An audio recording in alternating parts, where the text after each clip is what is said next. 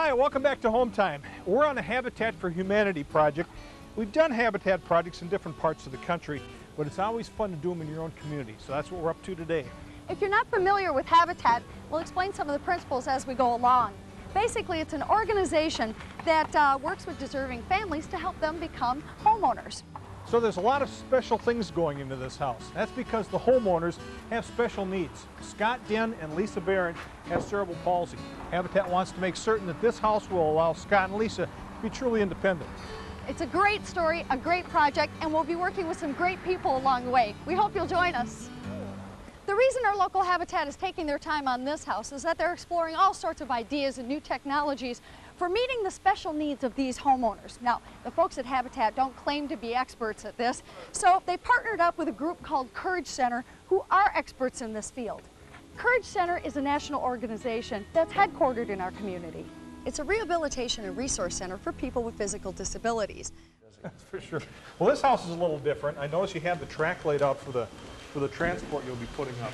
Yeah, we've got it positioned directly below where it'll eventually be bolted to the ceiling. Okay, hidden right down the hall. What's all the framing here for? How's that all working? Our roof trusses are not designed to hold a device like this, and we don't want to break any of them, so our truss engineer has come up with some reinforcement that he's asked us to install. Oh yeah, right here. Directly above our heads are the vertical 2x4 members we've installed, sandwiched between the plywood gusset plates. That should keep the lower core of the trusses from breaking. Okay, and then you have these parallel or these perpendicular pieces in between the trusses. Yeah, that's step 2 of our reinforcement, and our manufacturer, the engineer, designed some blocking that's installed and held up by these steel angle irons, which are bolted to the trusses. The most exciting thing that's happened is that the overhead track system has been installed. About a month after our first visit, we stopped by to help the volunteers secure the track pieces to the special blocking that was put in the roof framing. They first had to lay it out again and mark on the floor the location of the bolt holes. Then they used a neat little laser level that shot a plumb line straight up. This allowed us to mark where the bolt holes should fall on the ceiling. There we go. Then we could lift up the piece of track and mate it up with the previous section.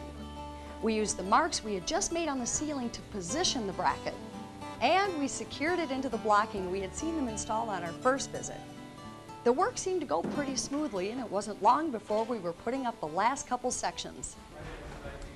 This is the unit that runs on the track. There's a motor and a big rechargeable battery in the housing up there. The way I understand this is that there's a charger here that's plugged into the wall, and then wires run from the charger up to these contacts alongside the track.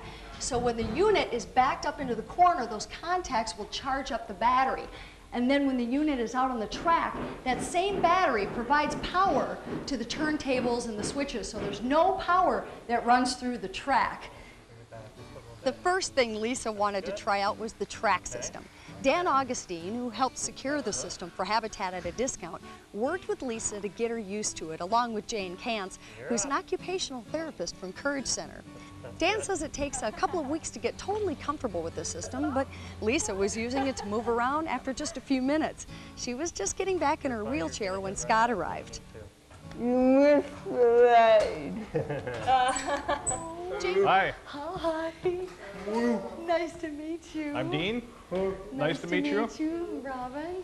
Hi. How do you do? You must be They also had another guest, Peggy Locke, who directs the Assistive Technology program at Courage Center. We all got the grand tour, starting down the hall in the bedroom, where the featured attraction was, of course, the lift. I bet I got a chance to ride in it.